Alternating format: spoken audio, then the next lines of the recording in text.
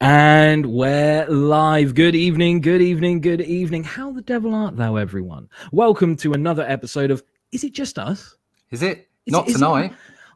I know. Oi, hey, don't spoil it for them. Spoilers, mate. Spoilers. Special. We're going to answer that question, even though Russ already has. I'm Lucifer Storm, and joining me, as always, is my main man, Russ, Comicbook Leach. Russ, can you let people know where the fuck they can find you? You can find me at russleach.com. You can find me at comicbookblackbelt.com. You can find me on the YouTube as Comicbook Blackbelt.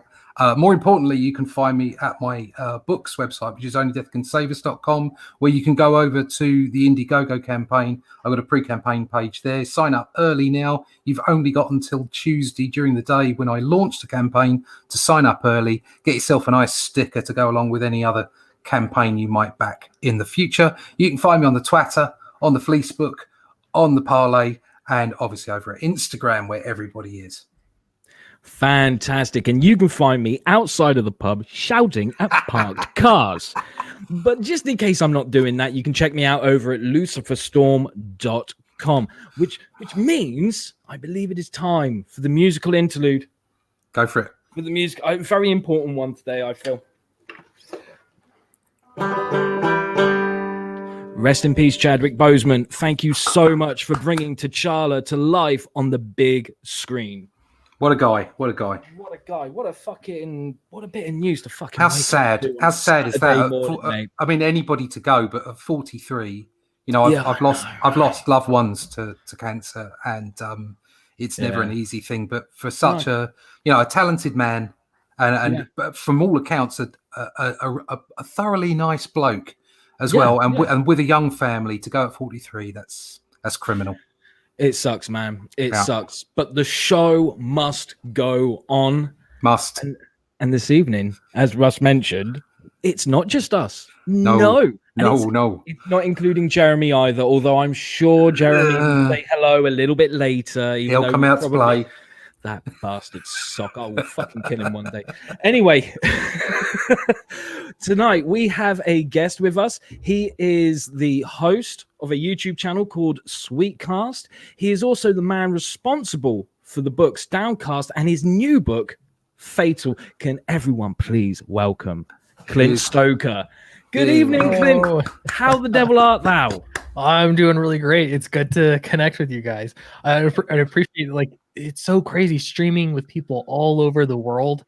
The time zone things. So I was just on a stream earlier, and Saturdays are kind of nice for UK based shows because then I stream in. For me, it's really early, and I mean not really early, but I don't have to be at work, so it's a good thing. That's the main thing. That is the main thing, man. Oh, fantastic. We're really glad to have you on the show, mate. Ever since I messaged you and you said, yeah, sure, I'll do it. It was just like, yes, come on. And as I mentioned to you earlier, I backed F.A.T.L. yesterday. And for people who haven't seen the Indiegogo campaign or haven't seen Clint's YouTube channel, you can find links to those in the description box down below.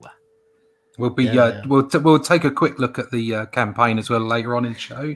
Yes. And I got my second Downcast book yesterday. All right. So Dead Please Buried, very nice spot UV on there. I like that.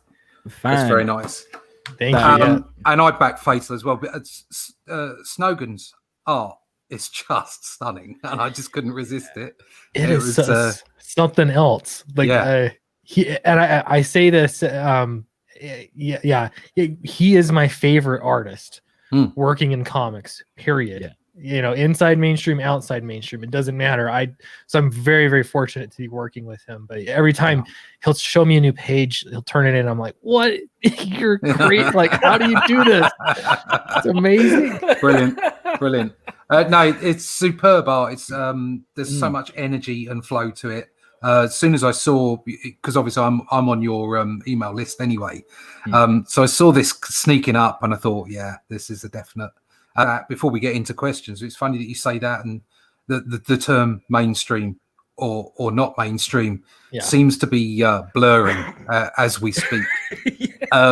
Things are going a bit weird. So isn't it something so I was talking, all the streams were mixing together. I was talking to somebody, I think yesterday, and you're talking about what's your dream, like ultimately in comics. I'm like, well, if you sit back, ask someone like Scott Snyder what his dream is, or Sean Gordon Murphy, they want to be doing what we're doing, crowdfunding their own stories.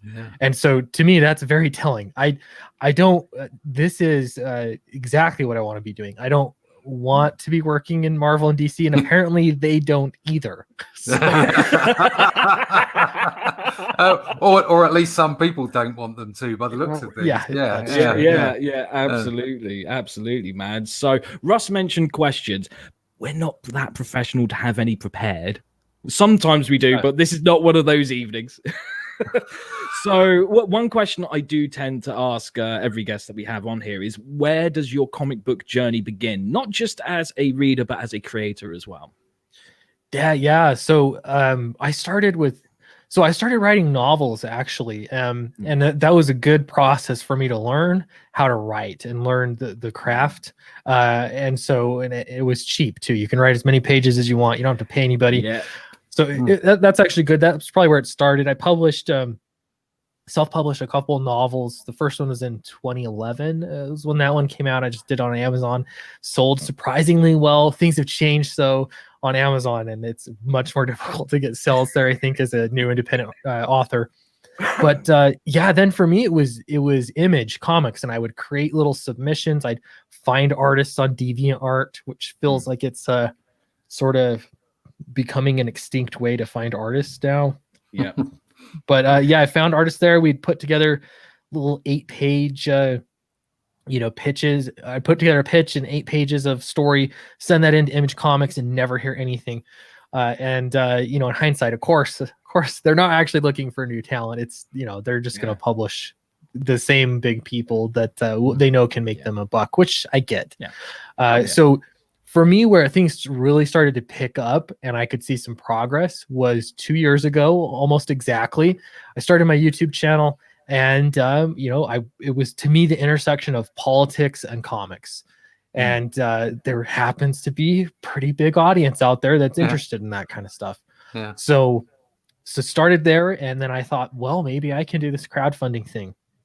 So that's sort of where it started, and that was the best decision I ever made, because that has basically been the foundation of all of my success thus far. That's where everything changed. Now I'm looking at my 3rd book. I've got a publishing deal with Alterna, working with Charlie Snogans. None of this would have happened if I didn't first get, fans to be interested enough to give me a chance on my first book. And then that first book turned into people reading it, and then that got me interest. And so it sort of snowballs from there. So it's been a wild couple years, but I'm very happy.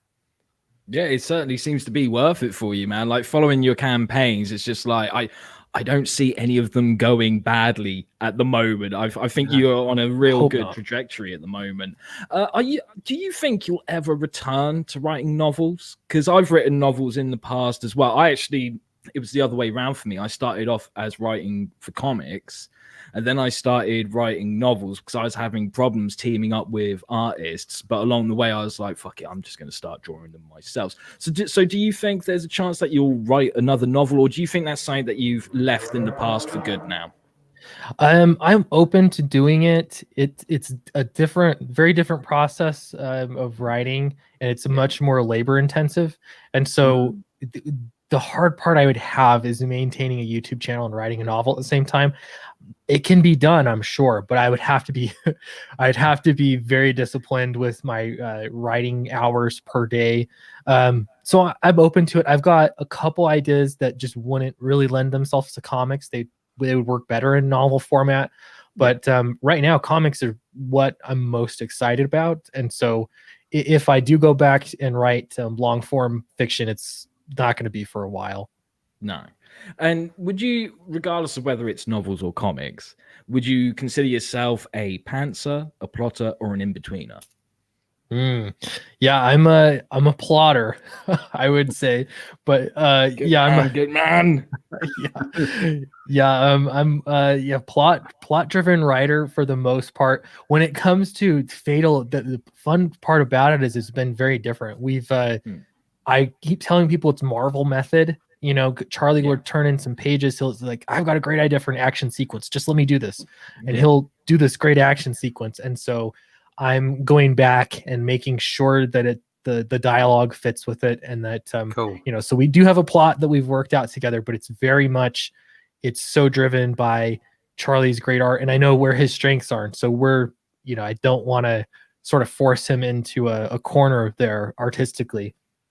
So it's been very different from what I'm used to, but it's fun. And I think the book's better for it, honestly. Yeah. Fantastic. Very cool. Can I ask, what made you want to start a YouTube channel? Yeah.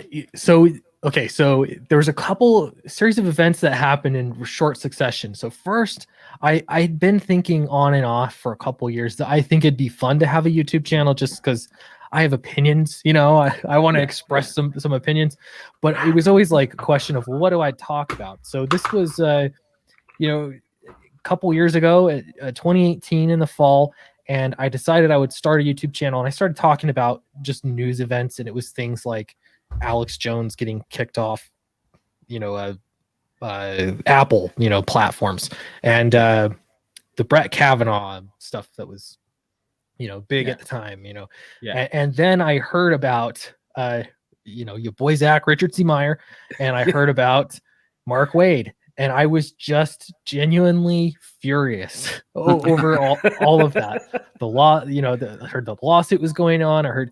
And so I just jumped in head first, and it was just really, I just wanted to contribute my voice.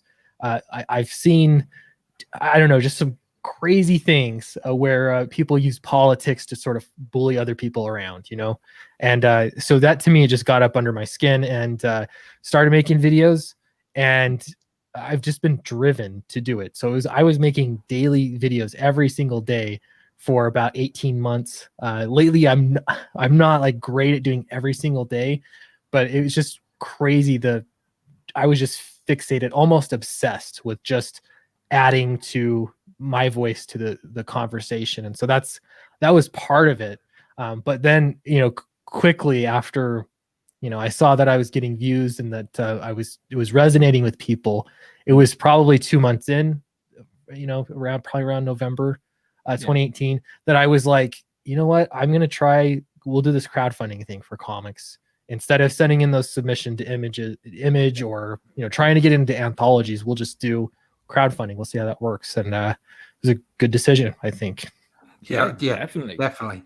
I as a kind of an addendum to that question, the way things have kind of evened out over the past 3 or 4 years with people like EVS getting on the platform onto YouTube and what have you, and other names, some successful, some not. I would suggest that rather than them setting the mold, you have set the mold. As in, they've come from a different space than you've come from. Yeah. And you've kind of made this for yourself, where you created the channel. You created, in my personal view, very balanced opinions about what was going on, and kind of played to your strengths, and then went on to the books, even though you were quite honest right from the word go that you were a writer and, was looking to produce creatively. Would you say that people trying to do a similar thing would need to follow that pattern quite hard and fast? Or do you think there are multiple routes, as long as you're out there showing your face rather than sitting behind a publisher? Yeah, I think that there are multiple routes. I don't have evidence of that yet. I only have evidence of what worked for me. But I'll tell you, even with EVS or Richard Meyer, the exact route that they have both taken just automatically doesn't work for me. I'm not a veteran of the comic book industry, and so to me, I saw it more as I'm trying out, and maybe in a few years, people will consider me, a veteran of the comic book industry, but I'm not there yet. I don't have a massive YouTube channel, which I think is that's what I hear from a lot of people that's inspiring, is that you don't have to have 100,000 subscribers. Yeah. You have to be able to leverage what you have. I'm not the most entertaining person, but what I can be is very informative, and I'm a deep thinker. And so I sort of look at, these are the cards that I have dealt, and I'm going to use those however I can to make it work. And so part of that is I'm going to use a mailing list, and other people weren't really doing that very effectively. No, you nailed that, absolutely. And in fact, you encouraged me to do exactly the same thing, which I've done. And I think what drew me to your channel, I'd been watching your channel since early on. What I found most intriguing or most gripping was that you were so balanced in a world, especially on the platform of YouTube, where there was a lot of bun fighting, there was a lot of throwing of mud either way, and it didn't matter. It didn't matter whether you were in get the music ready, mate. Yeah, it didn't matter whether you were in Comicsgate or not. Okay, there was just so much fighting going on, and you kind of just said, I'm not having any of that. I'm gonna give you my opinions. I'm gonna be balanced about this, and you got some flack from the usual quarter. But I think it's that balanced opinion. There's several channels that I watch. Jimmy Dore, even though that's very left, I really enjoy his presentations. I like Tim Pool and all these. I found another one today as well, actually. But the whole concept of being balanced, which seems to just be missing. And what's really bizarre and what you've been able to pick out is that it's not just missing from the general public. It's missing in this bizarre little business called comics. Yeah, it's weird. I still all the time I get crap from people for that. But I definitely pick a point of view, but the people that I look up to, and the whole what do they call it, the intellectual dark web, or that's it. The Dave Rubin, Joe Rogan, Brett Weinstein. You can go on to this list of people. I was really interested in what they were doing, and to me that resonated with me. Where I work with a lot of people that are very left leaning. I'm conservative. I lean right, but I find that it's something I value is being able to talk to people with different political opinions. To me, that's the ideal. So I'm interested in criticizing and sort of pushing back when somebody wants their politics pushed onto me. But at the same time, if I do that, I can't also be pushing my politics on others. So I think that there are a lot of people that are sort of in this mid ground and understand that you got to get along and get together. Comics is just so polarized, though. But I kind of went out on a limb and thought, I bet you there are more people that sort of think like me, that we can have a little bit of tolerance for different viewpoints and sort of try to be balanced. Obviously acknowledging, I do have my own biases, but I think that that's just true. There are, I think, a lot of moderate people that have sort of, they watch my channel, they're interested in what I have to say.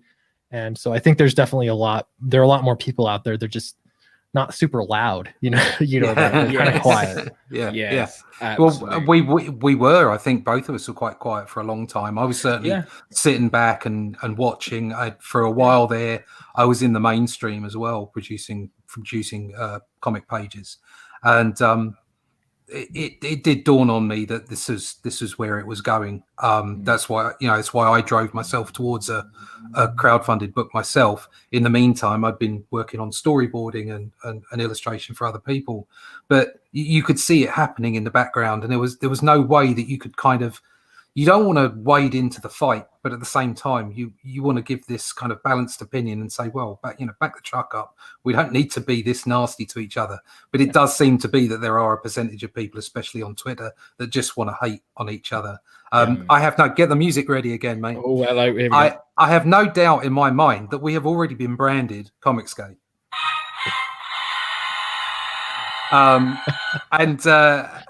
Even though I'll say to my dying day, I don't like being labelled, and neither does the man to my left, right. You like the term outlaw comics, don't you? Yes, I quite like that. Comics, I quite like that. But it does mean that from that very balanced perspective, I'll talk to who the hell I damn well like, and I won't be told what to read or what to buy. And it did seem to be that was the way things were. So I think what it does is bizarrely enough, that kind of extreme response to anything pushes normal, ordinary people over a certain way. And that's probably where we've ended up, to be perfectly honest, because of all the crap that's been going down. Yeah, exactly. And it doesn't matter if you're like, if you go out of your way to be like, I'm Comicsgate, you know, and you're embracing the label, which is cool, you know, if you want to go ahead. But it doesn't matter. People are going to be, they're constantly looking for a label. And I think it was on Perch's channel. Maybe this was yesterday.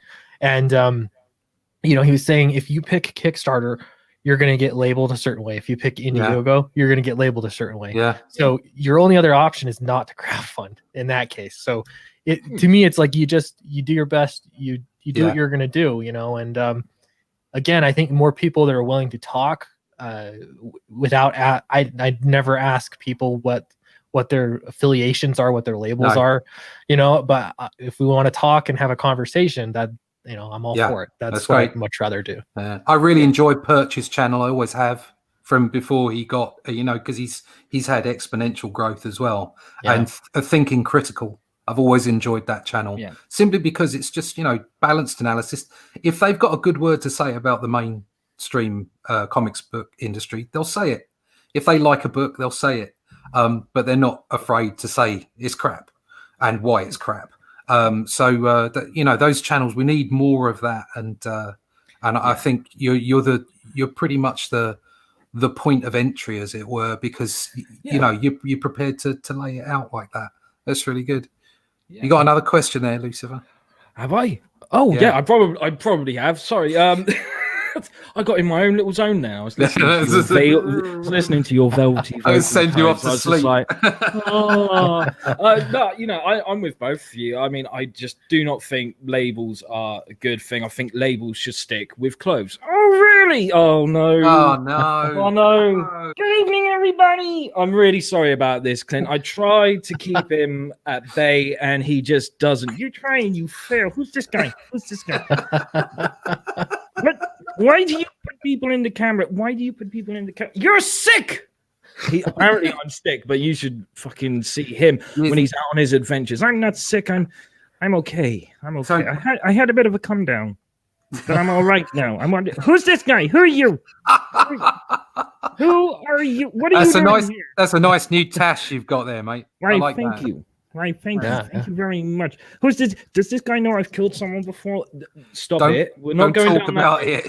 Don't talk about it. Don't talk about it. It's a secret. They haven't caught me yet. They'll never take me alive. I promise you. Oh no, my mouth's stuck. Hold on. There we go. There we go. I'm fine. It's all the cocaine I did. Don't tell anyone. Don't tell anyone. He's got no nostrils left. No, none. None whatsoever. None whatsoever. It's going to get just stuck in that mustache. Oh, it does. It happens just all the time. For later. For Ron. Are we drinking later? Are we drinking later? I'm not letting you anywhere near a fucking drink, mate. Bristolian Dave have done it. Who? What? Who's going to give me a drink? Bristolian Dave will give you a nice drink. He's in the chat right now. Good. Oh, good. He's my new friend. In fact, he can be my wife. He's talking about my point of entry being quite large. I'm not quite sure what he's on about. I think. Are you sure that's not too far, Tony? Oh yeah, no, too far. Too far. Tony's there. Yeah. Tony is not here. He's next door. He's next door. Can I go see him? Can I go see him? Yes, you can. You can, please.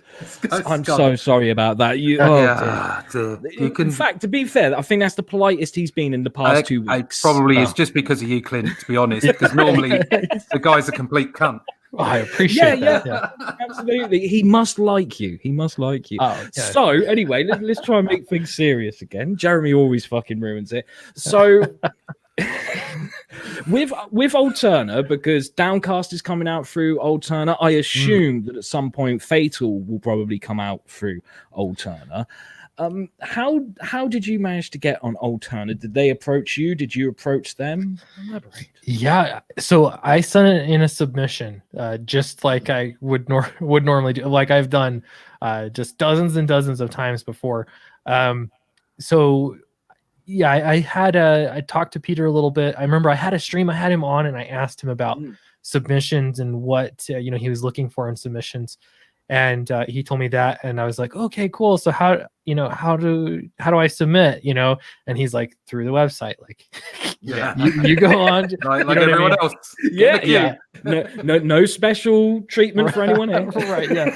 Yeah. So that was great, and this was. I mean, early on, it feels like we've been under contract. I mean, we've been under contract for well over a year, probably like a good 16 months at least. And so, I sent in a submission. I heard back maybe a month later, and he said, hey, I think your book looks good. I think it sounds interesting. Let's talk a little bit. And so we talked about specifics and the length of the mini series and, a couple of those different things. And, signed the contract. And then it was like, oh my goodness, like I sat back for a minute. I've been trying to get published for so long, and it's just rejections, if anything, or nothing at all. And then it was like, it's rewarding. And I think that's important too. I keep reminding myself, you got to sit back and like acknowledge that you've achieved something, but it's easy to get caught up in like, well, what's the next thing, So that is just so great. When I see it in print, it's going to be wild, with that Alterna logo. So I'm excited about that. But same thing with F.A.T.L. I have never sent in a submission for F.A.T.L. So it's right now undecided. I might. It's a good looking book. So I think I would imagine he'd be interested, but we haven't. I can tell you right now, I haven't even sent in a submission, so we don't have any contract to do it. But right now it's just we got to get this book made. And what I like about Alterna is because Peter's so open to do a trade paperback and then release the single issues later. So it's like the movie premiere and then it goes to DVD. Yeah, that's a really good way of putting it. Yeah. That's a really good way of putting it, man. So where did the idea for Downcast come from? Let's start with Downcast before we talk a bit more about F.A.T.L. Yeah, so for Downcast, I specifically wanted to write a female lead because I hadn't done that before. And so it was more just, as a writer, you kind of want to change things up a little bit. So I was used to writing from a male perspective, and I've done a teenage male. And then I was like, I want to do a female story. So what would I do? Well, I still want it to, appeal to me. So I just thought of what would be, this is going to be for comics. What is the most outlandish setting I could think of that would be too expensive to make a film out of, And that was Venice, but in the sky. That's basically what I thought of. So, instead of the canals filled with water, you've got canals filled with open air. And so that's sort of how it started. But then I got thinking about some of the themes I want to explore. This is sort of part of my writing process. Yeah. And for this, it was, power and corruption, how power corrupts people. And so, if she's living in the city, she can, who controls gravity? You've got to keep everything up. So if she has a moment of that extreme power, she holds all the power of the city. What would that do to her? What would she do with that kind of power? And so that's sort of how things started. And I built it up from there. So yeah, it's just funny, the littlest things, like I want to give myself a challenge and write a female character, and I want to do something for comics that has an unlimited budget. And that is essentially that's how it started. Now I've got tons of ideas for it that I want to flesh out. And people are always asking like, well, what's on the surface of the earth, which is, in Rise and Fall, you see a little bit there, and how did it get there? And there's just so much more that you can explore with it. But essentially that was it. And I initially was I figured I'm going to draw this thing myself. So I'll learn to draw. This will help me learn. I did a little bit. I was in a Facebook group. I'm trying to remember what the name of the group was. It was called F.A.T.L, and they had a magazine that you could get into. You'd get into the magazine, and they send it to publishers, so you can get a publishing deal from there. So I started drawing it a little bit, and I'd put it on the Facebook page, and everybody would rip apart my drawings. And I'm like, this doesn't make sense. I put so much time into learning the craft of writing, and now to learn how to draw good enough, it's just this huge stumbling block. So from there, once I figured out I could do crowdfunding, I just sold stuff. I sold magic cards. I was pretty into Magic the Gathering. And that was enough to pay Ignacio to do, those first 5 pages so that we could do, I'd have art to put on the crowdfunding campaign. Yeah. So, it developed a lot, but it was over 2.5, 3 years of time, really, that passed from the conception of the idea until we launched the campaign. Fantastic. You mentioned briefly there that you thought about drawing it yourself. Do you think you're ever going to do a book where you do draw it yourself? Because I'm in your shoes. I started as a writer. I learned the craft of writing.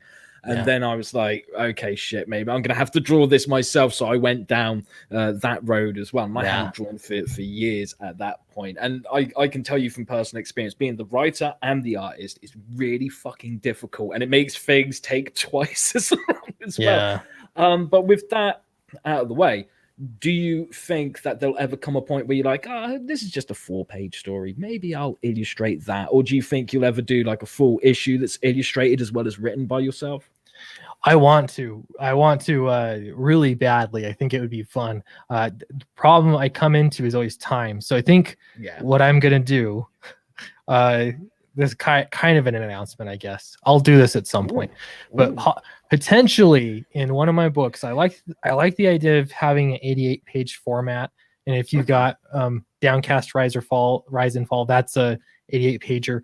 What I'd like to do is have a main story that's like 60 pages or 66 pages, and then you've got 1 or 2 backup stories. So I'd like to do a backup story in one of my own books and make it something manageable. Maybe like 4 pages, something like that, and really spend the time on it and try to just do my absolute best work and get a colorist that can make, fix me up a little bit, help it look better. But I think that's how I'd want to start. And then, see from there. I'd love to do an entire graphic novel, but maybe someday if I am doing this full time, then I would commit to doing something like that. But that's a ways down the road, I think. Yeah, because it does eat up your time, like I said, when you're writing and drawing. And if you're anything like me, and it sounds like you just might be, you get one idea and you're like, yeah, I am so dedicated to this idea. And then whilst you're writing that script, another idea pops up, and sometimes it's different stories, sometimes it's the same story, but way down the line, maybe a sequel or something like that. It always, I've had to come to the point where I'm like, okay, I am just going to accept a lot of the stories that I want to write are never going to get written before I die. So I've got to pick and choose the right ones. Oh, you writers, you. I know we're fucking melodramatic. I came completely from the other end. I just draw stuff, and then I wrote a story about 2 big guys punching the shit out of each other. Because that makes the best pictures. Come on. You are the comic book version of Michael Bay. Is that what you're saying? Yeah. There's some deep stuff in there. You got to find it. You got to filter through all the punching and and then you'll get there. So, Clint, tell us a little bit about F.A.T.L. Yeah, so F.A.T.L it's a story about an intergalactic exterminator, and so it's his job. He's got a business that he goes from planet to planet, and he eliminates their alien invasion problems. So it sort of takes something that has become a cliche in comics, which is saving the world, and it's made it this blue collar sort of everyday event for this guy. So he's deep in debt. He gets a distress call from this planet that is just rich, wealthy planet of people that, he just doesn't jive with. He's from a different sort of class system.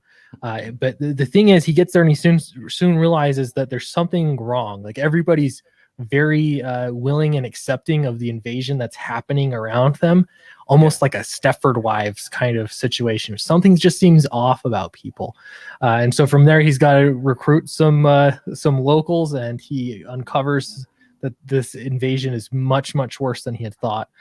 So the plan is to stop the invasion and get off the planet before it's too late. Fantastic. And as we've mentioned, campaign. That's what I was just about to do. This book is now funding on Indiegogo. It's 532% of what you originally asked for has been raised. 769 backers. That's fucking amazing, but it doesn't mean that there can't be any more. So you people watching, if you like the sounds of this book, then at the end of the show, follow the link in the description box down below and go back this book. Like I said, I've already backed it. Russ, have you backed it? Yes, I have. Good, there's something man. for everybody in this book. Thank There's you. something for everyone. You're either the kind of person that reads the book, or you're like me, and I'm really shallow, and I'll look at the pictures. And the art is absolutely fabulous. So buy it just for the art. But in all fairness, I've read the first Downcast. I haven't had a chance to read the second one, and it's top quality writing. So it's a force de jour. Go buy the thing. It looks fantastic. Fantastic. And we've got a question here for you from Bristolian Dave, who asks, Clint, any advice for someone writing their first comic story? Yeah, write some scripts and give yourself permission to never make those scripts ever. Like, you're not going to hire artists. You might. It's not that you won't, for sure, but give yourself permission that you're going to spend some time writing the script, and it's possible that it'll just sit on your hard drive and never see the light of day. Once you do that, then you can really start learning the craft and just put in the hours of time it takes to tell a story and tell it well. And then the day comes that you're going to hire an artist, your script is going to be much better, and it'll be worth your money to have an artist draw it. So that's what I would say. And you got to just make sure you're writing a lot. Get a lot of time writing. If you want to write prose, that's how I started. That's a good way to really learn the craft. And there are a ton of YouTube videos on how to write.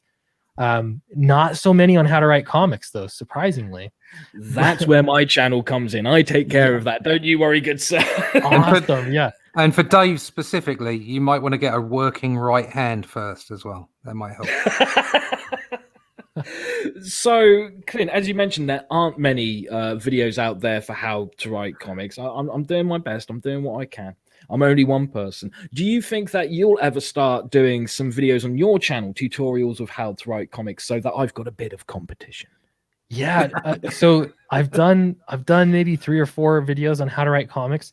And part of my problem is that I've gotten so into doing the late, current events in comics and industry commentary that most people watching my videos don't have a lot of interest in the how to write comic stuff. So they don't do well. So I don't know. I do less of them. But you know what I really want to do is I think it would be cool to do a writing seminar like you would go to, they have these, I've been to a few for, writing fiction, and have it like an all day thing, see if we could rope like Chuck Dixon into being like a keynote speaker or something, and have, start writers groups and really just have like this big, long stream, it'd all be online, but I'd love to do something like that. Love to do more writing stuff. I don't know. I just have to accept the fact that I only get like 76 views on those videos. So so what? That's 76 people who will be walking away going, "Oh, thank you so much." And I won't be one of them. I'll be there going, "How dare you? How dare you be incompetent? Don't take my stuff." Yeah. There are lectures online from Brandon Sanderson, who's an author, and he's got really great lectures on writing. They're not for comics though, but the storytelling aspect, it applies across the board. So like that kind of stuff is great. But yeah, if you can like getting into the details of scripting, or even page count, it's a big deal in comics. Yes. Like, so you do have those restrictions in comics that there's so much that you could learn there. And I'm still learning too. It's there's a lot. So yeah, I think it's a good idea. Yeah, it's a continual learning process at the end of the day. And at the end of the day, like, you can buy 1,000,001 books on how to draw comics. Believe you me, I have way too many. But trying to find them for writing comics it's so hard, and I think people give up when they see that there isn't that many. But guys, seriously, if there's one for writing novels, pick it up. A lot of the stuff that I teach people when it comes to writing comics, I'm like, you do realize that a lot of it is stuff that I've learned from writing novels. Yes. More than anything else. Plots are still the same. The monomyth is still the same. An 8-point story arc is still the same. The only difference is, rather than a word count, it's a page count. So it's a little bit of a bitch, but not too much. Yeah, and you get adjusted to it. Like moving from one to the other, you get adjusted to it. But the dialogue, you write so much dialogue in long form prose fiction that is so important in comics, is having good dialogue. Valuable. Oh yes. Yeah. So yeah, there's a lot of good stuff. One book that I would suggest for everybody that wants to write anything is called I think it's called Self-Editing. I should probably find the exact title. Is that the James Scott Bell one? I don't even remember who wrote it. I'll find it here real quick so I can give you the exact one. I know it's Self-Editing, but it's so good because it goes self-editing for fiction writers. This is it. Yeah, self-editing for fiction writers. Let me see. Maybe I'll share my screen if that. Yeah, please do. So this is the book, Self-Editing for Fiction Writers, and the reason it's so great is because it's just what you need to know, but it's everything you need to know, like A to Z. Yeah. So it'll go through everything. It'll even talk about profanity and like how to effectively use profanity or not use profanity. It'll go through, some of the grammar stuff, but really the editing in here is story and how to effectively tell a story. So I would recommend it to everybody. And just like that, I've now got a new book on my wish list because I haven't read that one. I was thinking of a completely different one. So thank you very much for bringing that up. I would also like to recommend, I am a bit biased when I come to this one, is my book, How to Write Dialogue for Comics and Graphic Novels. You can find a link to the audio version in the description box down below. That's my little plug for the day. Okay. So with where did the concept for F.A.T.L come from? Because you've told us a bit more about the story. It sounds like a fantastic story. The artwork looks amazing, and it's something that I often get when I explain like some of my stories to people. They're like, where the fuck did you think of that? How did that come about? And now I know what it's like to have the shoe on the other foot and be like, where the fuck did you come up with that idea? Yeah. So it started with Charlie, actually. He had some character designs. He had some like vague personality descriptions of these characters. And, he had one action sequence. And he said, this is something I've been working on. It's like some sci-fi thing. And I just think this guy really wants to get off of this planet. And so he wanted to do a story. He again, like I said, he read Downcast, and he wanted to work with me, which is this is the dream, So having him come to me, and then I thought, I really want to work with him. So I'm gonna think of the best idea. So I actually pitched a couple different ideas to him, and he was like, "Oh yeah, sounds good." But I was thinking it doesn't sound great though. Like that, So I think I was either driving, mowing the lawn, or taking a shower. It's always one of those three activities.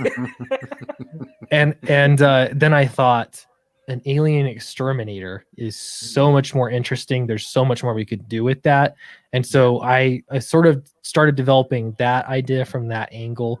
And when I pitched that to Charlie, the reaction was over the moon. He was so excited about it. And so then, to me, it was like, okay, that's a winner. Then I could tell a huge difference between, okay, that's a good idea, to like, oh my gosh, this is it. So, yeah, it was more of like, I kind of felt like I was trying out to be the writer for this book, to work with Charlie. And it's amazing how you get creative. It's almost like, you guys get put into prison, and then they get all sorts of creative on how they can make little objects or tattoo machines or whatever, the human creativity. So it's like, you have these set of restrictions, and it's like, I want to knock this out of the park. So it came actually pretty easily when I put my mind to it. But I think it makes for a unique story too, something a little different. Yeah, definitely. It certainly sounds it. Yeah, I haven't heard of anything like it before, so I was in instantly. as a writer to write, don't worry about the shallow guy. Just looking at all the art, right? I just have to ask, right? Do you ever tell someone sort of like when they ask like, oh, what do you do? Do you ever say, I'm a writer? And their response is, oh, great, because I've got a story idea, right? Maybe you could do you ever get that? And how fucking annoying is it when that happens? Yeah. I don't understand that. There's a perception from people that are not writers that the idea is that's what's of value, you know. But I'm like, I've got too many ideas. Like ideas are not what I need. It's how do you execute that idea to, you know, that is writing, and that's what gives it value. And that includes the art too, you know, you got to execute the idea. So yeah, I get that all the time. I had one person so a couple times I've had people send me big long emails with really fleshed out ideas for a story. I once had somebody send me, this was before Downcast was published, it was just an idea, and somebody sent me a whole thing, you know, I've got a great idea for the sequel to Downcast. I'm like, you haven't even read the first one. So, but you know, because it wasn't out. But I appreciate you know, people are excited about it. There's something about it that got him excited enough to be into it. So those kinds of things, it's like you gotta, you know, take it, be appreciative that somebody's think that highly of you. At the same time, it is like once you start writing, you realize the idea, and you're gonna kill those ideas and edit them out all the time. So you end up devaluing ideas as a writer, I think. Oh yes. The amount of times I've had ideas where I'm like, oh yes, this has to stay in the book. And then once you're writing it, you're like, oh no, I've got to get rid of it. So you just start detaching yourself from it so that it hurts less when you go, right, cut that fucking bit out. Yeah. And it's hard. And that's I think the different, you know, when you're a new writer, that's one of the most difficult things. But the more you do it, then you get really good at problem solving. You come up with a new idea, and ends up being much better. It works better for the story. So yeah, that's it's difficult, but yeah, ideas are really not worth very much. Yeah. Well, don't worry, you won't ever get an email from me about sending you an idea for a story. But if you ever fancy an artist who does the kind of stuff I do, I would work with you in a heartbeat, mate. Because I highly recommend him. I think your writing is fantastic. So thank you. When I do read something, I read. Sweetcast. Appreciate that. But seriously, it's fantastic stuff. I can't gush enough about F.A.T.L. I have to say, it just looks superb. It just I've said this before about the energy and the drama in the pages. It's not the kind of thing I draw. It's completely different to what I do. And in fact, I find that I'm drawn to many styles that are nothing like what I do, and it's just really, really good stuff. It's Russ, classic stuff. Do you want to show Clint some of your artwork? Have you got some of it prepared or a campaign page? No, I've got a campaign page. Oh yeah, put that up. Yeah. Right. So here, once again, F.A.T.L. Go get it. It's fantastic. Go back it. The artwork is fucking phenomenal. I can show you. This isn't quite live yet, so that's only Death Can Save Us. Sneak peek. Cool. Sneak peek. It will be live on Tuesday. There's some artwork going on there, and I've got that's the cover. We've got an 8-page preview. 8 pages for Captain Frederick. Ed. There's some more stuff coming, and there's a canvas if you want it, and then I've got my four horsemen poster as well. So that's a sexy shot right there. It's that kind of stuff. You know, it's kind of bold and sort of a bit Bronze Agey, with hopefully a modern twist to it. So it has I was gonna say it has a very like classic vibe to it. You know, I like that a lot. Yeah, that book's going to be, that campaign is live Tuesday. Am I right, Russ? Yeah, you can stop sharing it now. Yeah, it's live Tuesday. Yeah. So And my campaign is nowhere near going live. The book's not even fucking finished yet, but I will share some of the artwork with people. Got some nice artwork. I've always got people asking sort of like, oh, can I see some more artwork? So you can see like some of the pages that I've been working on, including I really liked working on that page, but it took way too fucking long. Wow. This is why I should stick to writing, not doing the artwork. You've always got such a stark contrast between the rich aspects and the. Do you know what I mean? It's like you've got a page where you kind of get, oh my god, I'm lost, and then you'll get another page like this where the stark contrast of what you've just seen, and as it just is fantastic. I love the stuff. It looks very technical, very clean. Really nice.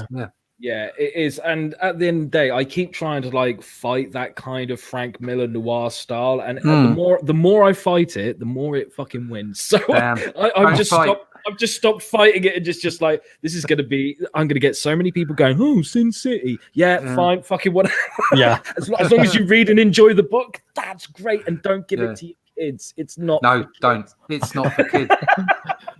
Well, that's actually a bit of a question. What the book you've got, F.A.T.L, is that all ages, do you think?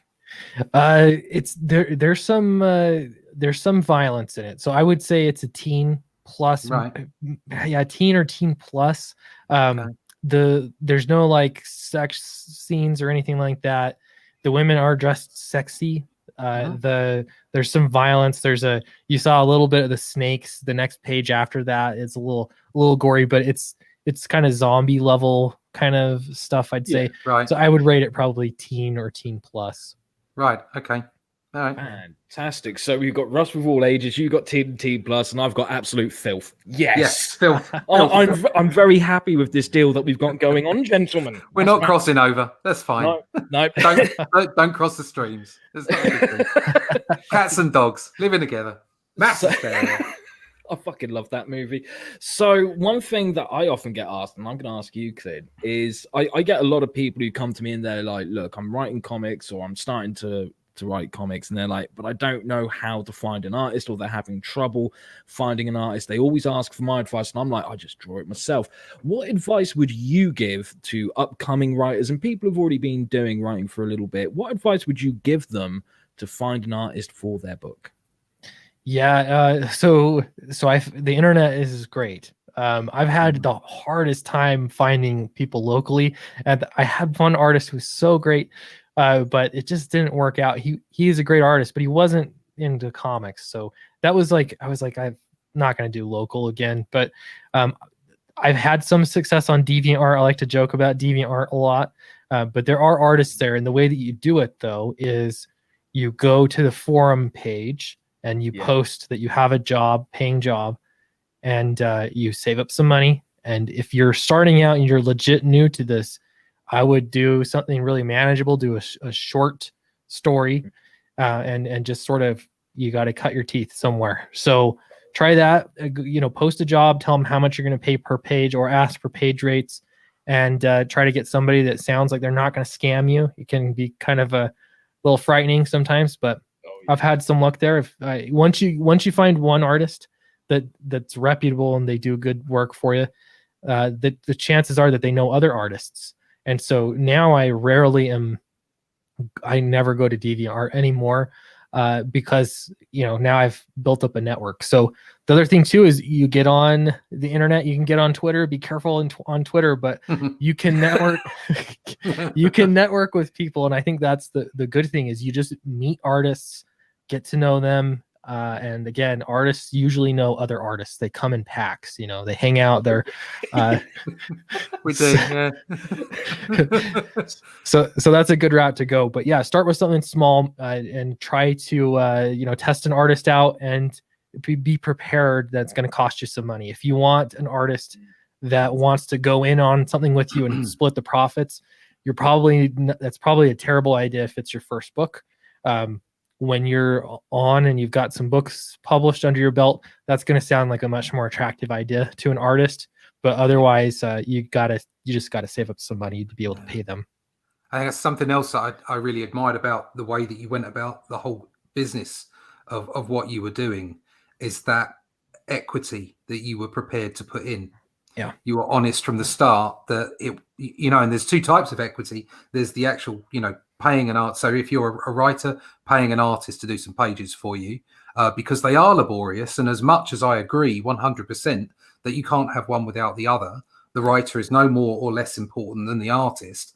At the end of the day, the artist is going to be spending, on 5 pages a week, maybe 2 weeks, depending on how fast or slow they are. And they need to eat in that time. So there is that generation of labor time, as it were. But then on top of that, that sweat equity, the second equity is sweat equity of the fact that you're prepared to put in the groundwork. You're prepared to lay down that effort that you did with your YouTube channel, with reaching out, with talking to people, getting yourself about, but also the writing that you put together, the advice that you've given people of, do a few scripts, pay some people to see how it works out. Because you can't just turn up and go, okay, somebody want to come along, some artists want to come along, go 50-50 in me with the profits when I get them. 50% of nothing is nothing, Right.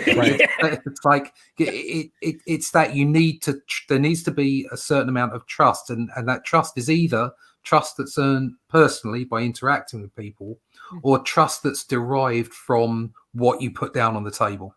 Mm-hmm. And that's what struck me as an excellent example to anybody who's deciding to get into the publishing game. That I think, as much as it's the Wild West at the moment, as much as things, the tectonic plates of comic book publishing are changing, there's so much opportunity for everybody to get out there, but it doesn't just turn up. You've got to put the effort in, and there will be a lot of people falling at the wayside, and they won't understand why. They just won't work as hard enough. It sounds harsh, but it's true.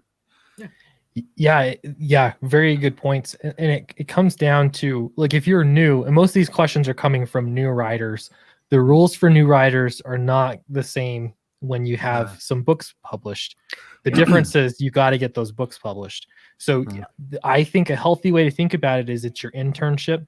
You might, and if you're going to do a little short thing, be prepared. You're paying for a learning experience, and that sucks, but it's just the truth. When you're going to get a full book published for the first time, that it's so awesome. It's so rewarding. And I would still be prepared, though, that you're not going to make any money. I think you can break even, at the very least, break even. You might make some money, and that's fantastic. You should celebrate that. But the main thing is now you have a book. And that, I can tell you, for me, night and day difference. Having a book that people can read, publishers can look at. Now you've got something. So getting that is very important, and it's going to take a bit of an investment. Down the road, now I'm looking at things a little bit differently, and I'm like, I need to be making some profit for my time, and so a little bit more selective about, how I do things. But definitely, you got to pay your artists first and understand that, writers are great. Writing is very difficult. I know it's difficult, and writers sometimes get, especially when you're new, you don't get any respect. But that's okay. You're an intern. You got to get through that first stage, and things will get better.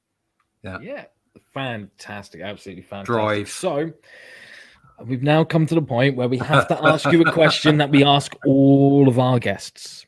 All right. And this question is: who do you think is sexier, me, Russ, or Jeremy? Jeremy's actually on 2. He's only on 2. We need to give a bit of context. When we started doing this, it was meant to be, who do you think sexier, me or Russ? And Jeremy then got a bit jealous. And one night, I left him in the studio, which is above the pub, so he had a few drinks. And then he just thought, you know what, I'm going to change the scoreboard. And this is the result of that. So he's now included in this. So you can't pick a wrong one. Just So now it's the social proof aspect, because I see all those check marks on Jeremy. So now he looks more attractive. It's like asking a woman who's more attractive, but then you also give them their what they have in their bank account. Then all of a sudden things change. So I guess I have to go with Jeremy. His slide. Winning. His sneaky tactics are working. that means that Jeremy is still. You know what? It'd be really great if I picked the right tool on it'd be good, wouldn't Photoshop it? Yeah. to use, wouldn't it? Talking of tools. Oh yes. Oh yes. So don't know what's going on Big there, but that fat one means there. that means currently Jeremy is the Is It Just Us 2020 champion. And things can change as the weeks go on, but he is currently the sexiest. Edging into the lead. Maybe you guys need mustaches. Maybe that would yeah, maybe that's why. I mean, I did have a mohawk until recently. Do you know what? Somewhere. Do you know what I'm most impressed with? Is that's the best piece of analysis I've seen on that question. That's top analysis. That's really good. Thank you. Oh man, well Clint, I have to say it's been absolutely wonderful having you as a guest, especially considering I've been watching your YouTube channel for quite some time. So to have you here is like, oh, this is fucking awesome. And it is really inspiring to see you go from the YouTube channel to Downcast to having Downcast published with Volturna and now seeing F.A.T.L. And I cannot wait to get my copy of F.A.T.L. And I cannot wait to see where your storytelling career goes from here. I've got my fingers crossed for you all the way. I think it's going to be fucking awesome, man. And I think I can speak on behalf of Russ for this one. We would love it if we could have you on again at some point in the future. Oh, man. yes, please. Yes. Absolutely. Yeah, that was a fun. You guys know how to do a stream. So you say that. Damn it, we got puppets and everything. Look at us. We just pull stuff out of our ass and hope for the best, and it works. Get stuff. You get stickers. I got a Sweetcast sticker. You get so much great stuff from Sweetcast. Buy his books. Yes, absolutely. Like I said before, the link to Clint's YouTube channel is down in the description box down below, as well as a link to his Indiegogo campaign for F.A.T.L. Please go check out that campaign, and trust me, you will probably end up backing it. Once you see that artwork, you'll be like, fuck yes, I am all in. Yeah. So that's it for this episode of Is It Just Us? But before we go, Clint, would you like to let everyone know where they can find you on the social medias and all that jazz?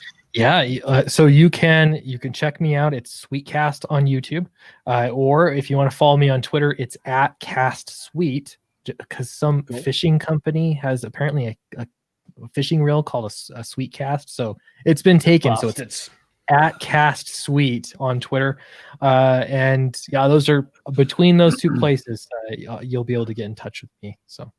Cool. Fantastic. And Russ, do you want to let everyone know where they can find you? Yes, of course. You can find me as Comicbook Blackbelt on YouTube. You can find me at russleach.com or at comicbookblackbelt.com. You can find me at my books website, onlydeathcansavus.com. There's a link there. You can sign directly up for the pre-campaign page where you can get a sticker with any campaign that you back, and I will be live with that campaign on Tuesday. You can find me on the Twitter, on the Fleecebook, on the Parlay, and of course on Instagram with everybody else. Come talk to me about comic book art. Fantastic. And you can find me very shortly down at the bar drinking a nice beer Coke, aka the Muddy Puddle. But until then, you can check out luciferstorm.com. Once again, thank you very much for joining us, everyone. And until next time, take care of yourselves, take care of each other. Most importantly, though, stay awesome and stay safe.